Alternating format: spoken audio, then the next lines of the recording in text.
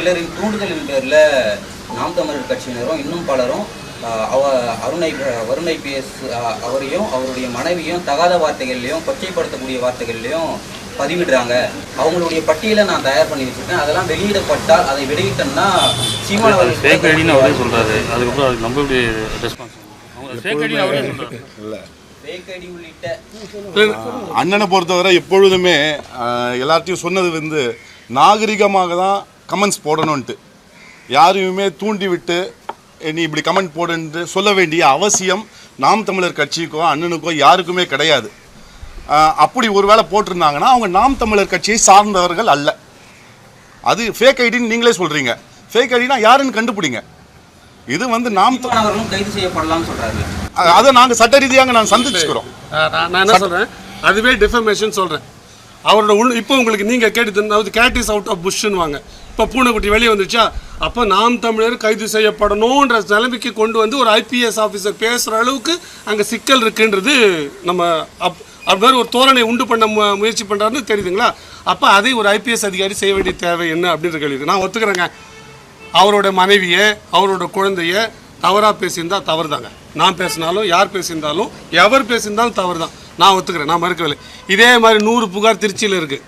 அண்ணன் சீமான், நீங்கள் உங்கள் மனைவியை நேசிக்கிறீங்க, சட்டத்தை நம்புறீங்க, உங்கள் குழந்தைகளை நேசிக்கிறீங்க, நீதிமன்றத்தை நம்புறீங்க, நான் நடவடிக்கை எடுத்து அவங்களை விடவே மாட்டேன், அப்படியே விசாரணை பண்ணினே போவேன். நீங்கள் நீதிமன்றத்தை நம்புறவங்க, சட்டத்தை நம்புறவங்க ஏன் கைது பண்ணுவங்கள கண்ணை கட்டி வச்சு நைட்டு பூரா அடிச்சிங்க? இதுதான் நீங்கள் சட்டத்தை நம்புற விதமானு நான் கேட்குறேன். இப்படி தான் நீங்கள் சட்டத்தை நம்புவீங்களா? ஒரு இழிச்சவன் அவனாவது போட்டான், அவன் வாய் வார்த்தையாக போட்டான், ஆனால் அவன் கண்ணை கட்டி வச்சு யார் எந்த காவலர் தாக்குறாரு எங்கே தாக்குறாருன்னு தடுக்க கூட வழி இல்லாத கண்ணை கட்டி வச்சு நைட்டு பூரா அடிச்சிருக்கீங்க. இதுதான் நீங்கள் சட்டப்படியாக செய்கிற வேலையா? இதுதான் சட்டத்தை நம்புற வேலையா? சரிங்க, உங்களுக்கு வலிக்குதில்லை, உங்கள் மனைவி சொன்னால் வலிக்குதில்லை, உங்கள் மகளை சொன்னால் வலிக்குதில்லை, உங்கள் குடும்பத்தை சொன்னதில்லை. அப்படி அண்ணன் சீமான் அவர்களை பற்றி பேசப்படுதா இல்லையா? அவரோட தாயாரை பற்றி பேசப்படுதா இல்லையா? அவங்க மனைவியை பற்றி பேசப்படுதா இல்லையா? எது மாதிரி அது 4-5 வயசு குழந்தைய பற்றி பேசப்படுதா இல்லையா? அதை பற்றி புகார்கள் இருக்குதா இல்லையா? அவர் தானே உலக ரட்சகரே, எல்லாருக்கும் ஒரு மருந்து சப்ளை பண்ணுறவர், வாட்ஸ்அப்பில் போடுறவர், ட்விட்டரில் போடுறவர். இந்த புகாரை ஒரு அரசு அதிகாரி, ஒரு ஐபிஎஸ் அதிகாரி என்ன நடவடிக்கை எடுத்தாரா இல்லை? ஏன் எடுக்கல? அப்போ உங்களுக்கு தேவைன்னா நீங்கள் போய் காலையில் புகார் கொடுத்தா நைட்டு கைது பண்ணி கட்டி வச்சு அடிக்கிறாங்க. ஆனால் எங்கள் வீட்டு பொம்பளைங்களை, எங்கள் அம்மாங்களை, எங்கள் குழந்தைங்களை, எங்கள் கூட பிறந்தவங்களை அசிங்கமாக ஆபாசமாக யாரோட தொடர்பு பேசும்போது இன்னைக்கு இதை ரசிக்கிறீங்களே, அப்போ நீங்கள் சரியான அதிகாரியா? நீங்கள் இல்லை ஒரு சார்புடைய அதிகாரி நாங்கள் சொல்கிறோம். இதான் ஃபேர் கிரிட்டிசிசம். இது எப்படி டிஃபர்மேஷன் வருது? Fair criticism. நீங்கள் சரியான அதிகாரி தான் நடவடிக்கை எடுத்துருக்கணும். ஏன் எடுக்கல நீங்கள்? அப்போ இதுலேருந்து தெளிவு என்னன்னா, வருண் ஐபிஎஸ் அவர்கள் திமுகவிற்காக வேலை செய்கிறார். இது எங்களோட குற்றச்சாட்டு. நிரூபிக்கிட்டோம். அவர் எல்லோருக்கும் சொன்னா 200 புகார் திருச்சி மாவட்டத்தில் மட்டும் இருக்கு. தமிழகம் பூரா 2000 புகார் இருக்கு கொடுத்த நிலுவையில். ஒரே ஒரு புகாரில் திமுகவினர் மீது, திமுக ஐடி விங் மீது இந்த சூர்யா பான் டு வின்னு போட்ட மாதிரியானது பல போக்கிலிகள் போட்டுட்டு இருக்காங்க. ஒரு நடவடிக்கை எடுத்தாங்க தமிழகம் முழுதும் சொல்லுங்க. மானமுள்ள அரசு நான் ஒத்துக்கிறேன், மானமுள்ள அரசு நான் ஒத்துக்கிறேன். ஒரே ஒரு நடவடிக்கை எடுத்தாங்க சொல்லுங்க. ஏன் எடுக்கலைன்னா, இந்த காவல்துறையே அரசுக்கு தான் வேலை செய்யுது. அரசுக்குன்னா அரசாங்க நலன் நோக்கி இல்லை, அரசில் இருக்கிற அந்த அவங்களுக்கு வேண்டப்பட்ட ஆட்களுக்காக தான் வேலை செய்யுது. மக்கள் நலன் நோக்கின்னு வேலை செய்யலை. இவ்வளவு இருந்தும் இவ்வளவு வன்முறைகள் எங்கள் மேலே ஏவப்பட்டோம், எங்கள் மேலே பல குண்டர் வழக்குகள் போடப்பட்டோம். சும்மா அவங்களே அனுமதி கொடுக்குறாங்க, போய் நடத்துகிறோம், கூட்டம் நடத்தி முடிச்சோன்னா நீங்கள் அனுமதி இல்லைன்னு அவங்களே அதை கீழ்ச்சி போட்டுட்டு அவங்களே வழக்கு பதிவு பண்ணுறாங்க. 350 பேர் மேலே பேர் இல்லாமல் இவ்வளோ வழக்கு போட்ட பிறகு நாங்கள் காவல்துறையை பற்றி பேசலை, காவல்துறையை பற்றி நாங்கள் குறை சொல்லலை, கிரிட்டிசைஸ் பண்ணல. இப்போவும் காவலர்கள் நலன்னு பேசுகிறோம். 8 மணி நேரம் வேலை கொடுங்க, அங்கே இருக்கிற பெண் காவலர்கள் எங்கே சிறுநீர் கழிக்க கூட ஒதுங்க உங்கள் இடம் இல்லை நாங்கள் பேசுகிறோம். ஏன்னா எங்களுக்கு புரியும், அது காவல்துறைக்கு ஏற்பட்டிருக்க நெருக்கடி. எந்த அரசு இருந்தாலும் அங்கே வேலை செய்கிற காவல்துறை இப்படி தான் வேலை செய்யணும்னு எங்களுக்கு தெரியும். நாங்கள் அதை ஏற்கிறோம், அதனால் அதை புரிந்து கொள்கிறோம். ஆனால் தனிப்பட்ட முறையில் வன்மம் கொண்டு வருண் ஐபிஎஸ் போல செயல்படுறவங்க போது இப்படி தான் பேச வேண்டி வரும். இதை ஆரம்பித்து வைத்தது வருண் ஐபிஎஸ் அவர்கள் தான். நான் தெளிவுபடுத்தேன் சார். இந்த பிரச்சனையில் முதல் இந்த பிரச்சனையை சீமான் அவர்கள் தான் ஒரு மேடையில் நாம் தமிழர் கட்சியினர் யார்கிட்ட பேசுகிறாங்க அதெல்லாம் ஆடியோவாக வெளியிடுறது ஒரு ஐபிஎஸ் அதிகாரி பண்ணியிருக்காரு அப்படின்னு ஒரு மேடையிலேயே சொன்னார்.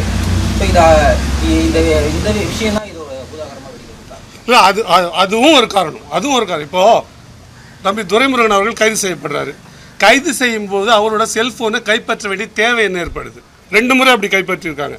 ஒன்று கன்னியாகுமரியில் நடந்த அந்த கூட்டம் நடந்தது, விக்கிரவாண்டியில் 2வது நடந்தது. 2 முறையும் அவர் பேசிய பேச்சுக்காக கைது செய்யும்போது அவருடைய உடைமைகளை கைப்பற்ற வேண்டிய தேவை என்ன இருக்குது? உடைமைகள் நீங்கள் எது கைப்பற்றினா பாதுகாப்பில் வைக்கிறது கைப்பற்றலாம். அதை வாங்கி வச்சிருந்தா அவர் சிறையை விட்டு வெளியே போகும்போது கொடுக்கறதுக்காக கைப்பற்றலாம். அது அல்லாமல் நீங்கள் கைப்பற்ற வேண்டிய தேவை எங்கே இருக்குது? அதோட பாஸ்வேர்டை எடுக்குது. நீங்கள் வந்து என்னோட பர்சனல் விஷயத்தை தலையிடுறது ஆகாதா? ஒரு காவல் அதிகாரிக்கு இந்த உரிமை யார் கொடுத்தா? இன்னொன்று கேளுங்க, இந்த கைப்பற்றினாங்களே இந்த செல்ஃபோன் இன்னைய தேதி வரைக்கும் திருப்பி தரப்படல, குற்றச்சாட்டு இருக்குது. இதை மீட்டு கொடுக்கறது வருண் ஐபிஎஸ் என்ன பண்ணார்? நடவடிக்கை அவர் எதுனா எடுத்தாரா? மீட்டு கொடுக்க சொன்னார். எங்கள் பொருளை அவர் வச்சுக்க வேண்டிய தேவை என்ன இருக்குது? அது மட்டும் இல்லாமல் அதில் உள்ள சங்கதிகள் வெளியாகுது. நான் சொல்கிறேன், அது திருச்சி சூர்யா கிட்ட போய் வெளியாகுது. அதை வந்து அந்த காவல் பொறுப்பில் இருந்த அதிகாரி தானே அதை கொடுத்துருக்க முடியும். நான் சொல்கிறேன், நீங்கள் விசாரணை பண்ணி இல்லைங்க அது திருடு போயிடுச்சு, இன்னார் தாங்க அதை கொடுத்தாங்க, நீங்கள் நிரூபிங்க. அதுக்கு தானே வருண் ஐபிஎஸ் இருக்காரு, அதுதானே அவரோட வேலை. அப்படி இல்லாமல் அவர் வந்து இன்னொருத்தருக்கு கொடுத்து கடத்தி அதை வந்து ஒரு அரசியல் செயல் திட்டமாக கொண்டு வந்து நாம் தமிழர் கட்சிக்கு எதிரான கருத்துரையை உருவாக்குறதுக்காக பல அதில் உள்ள இந்த தனிப்பட்ட ஆடியோக்களை வெளியிடுறாங்க. அப்போ எப்படி சரியா இருக்கும்? நான் இது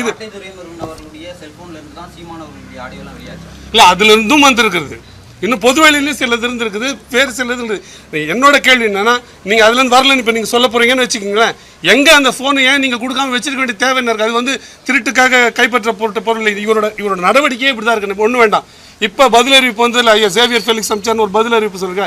இந்த பதில் அறிவிப்பு எங்கள் வழக்கறிஞரிலிருந்து எதிர் வழக்கறிஞருக்கு போகுது. அந்த பதில் அறிவிப்பை அந்த வழக்கறிஞர்கிட்ட இல்லை அந்த நபர் வருண் ஐபிஎஸ் கிட்ட இருக்கணும். அது அவங்க ரெண்டு தானே வெளியிடணும். சூர்யா பாண்ட் டு வின் அப்படின்ற ஒரு திமுக ஆளுகிட்ட இருந்து இதே அறிவிப்பு நாங்கள் அனுப்புன்னு தான் சொல்கிற அறிவிப்பு வெளியாகுது. எப்படி வெளியாகுது? யார் கொடுத்தா? ஒன்று வருண் ஐபிஎஸ் கொடுத்துருக்கணும், இல்லை அந்த வழக்கறிஞர் கொடுத்துருக்கணும். நான் நம்புறேன் ஒரு வழக்கறிஞர் அப்படி ஒரு ஐபிஎஸ் அதிகாரி போன்ற ஒரு கட்சிக்காரராக இருக்கும்போது கிளைண்ட்டாக இருக்கும்போது அந்த வேலையை செய்ய மாட்டார். அப்போ வருண் ஐபிஎஸ் இதை கொடுத்து போட்டிருக்காரு. நான் சந்தேகப்படுறேன். Fair criticism. நான் சொல்கிறேன் அவர் தான் கொடுத்தாரு, நான் நம்புறேன். நான் சொல்கிறேன் அவர் தான். இல்லை எப்படி போச்சு அவர் சொல்லட்டும். இல்லைங்க அது திருடு போயிடுச்சுங்க அங்கேருந்து அமிச்சாங்க, இது சொல்லலை. இதுதான் இவரோட வேலை. இவரோட மோடஸ் ஆப்ரேண்டி. இவர் சட்டம் ஒழுங்கை பாதுகாக்க வந்தவர் அல்ல.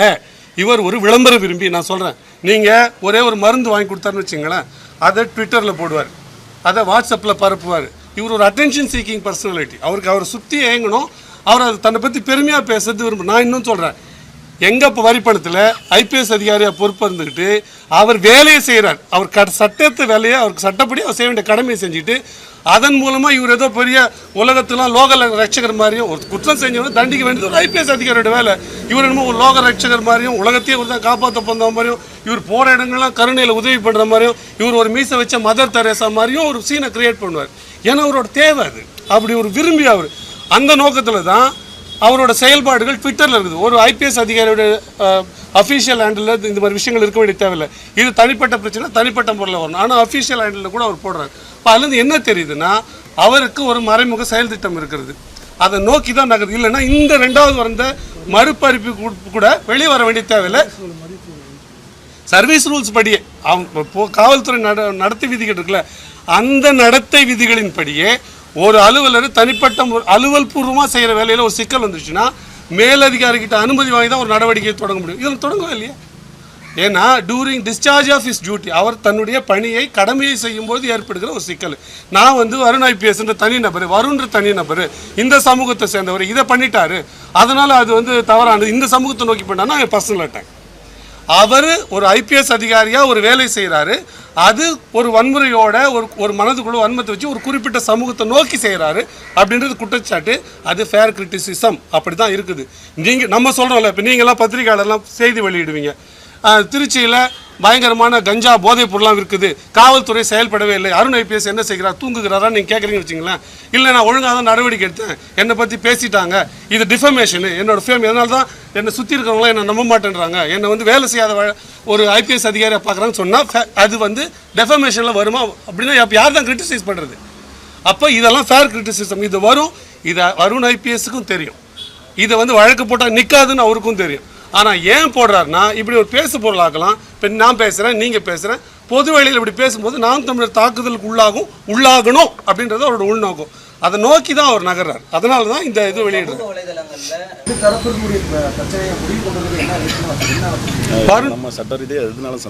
வருண் ஐபிஎஸ் வந்து அடக்கமாக அமைதியாக இருப்பது நல்லது. அவரை வந்து அரசியல்வாதி போல செயல்படாமல் ஒரு ஐபிஎஸ் அதிகாரி எப்படி தன் சட்டம் ஒழுங்கு வேலையை எப்படி செய்வாரோ, தனக்கு இட்ட பணி எப்படி செய்வாரோ அதை மட்டும் செய்யணுமே தவிர அவர் தினம் போய் யூனிஃபார்ம் போட்டதெல்லாம் ஃபோட்டோ எடுத்து பெரிய சூர்யா ரேஞ்சுக்கு பில்டப் பண்ணுறதுலாம் தேவையில்லை. அந்த வேலையெல்லாம் செய்யாமல் அவர் வேலையை அவர் செய்தால் மக்கள் வேலையை தான் நாங்கள் செய்கிறோம். நாங்கள் வந்து எங்கள் வேலையை மக்கள் நலனுக்காக நிற்கிறது தான். அந்த வேலையை நாங்கள் செய்வோம். அதுக்கு இடைஞ்சல் இல்லாமல் அவர் வேலையை அவர் செய்தால் எங்கள் மேலே வழக்கு போடட்டும், நாங்கள் எங்கெல்லாம் அனுமதி இல்லாமல் எங்களை வந்து கைது பண்ணட்டும், எங்கள் மேலே நடவடிக்கை எடுத்தோம், அதை நாங்கள் எதிர்கொண்டுக்கிறோம். ஆனால் இது போன்ற தனிப்பட்ட தாக்குதல்களை நாங்கள் விட மாட்டோம். அதனால் எப்படி சூர்யா அவர்கள் வருண் அவர்கள் தொடங்கி வைத்தாரோ அதே போல் முடிக்க வேண்டிய வேலை அவர்கிட்ட தான் இருக்குது. அவர் அடக்கமாக ஒரு மாதம் இருந்தாருன்னா இது ஆட்டோமேட்டிக்காக முடிஞ்சு, வேறு ஒன்றும் இல்லை. நன்றி.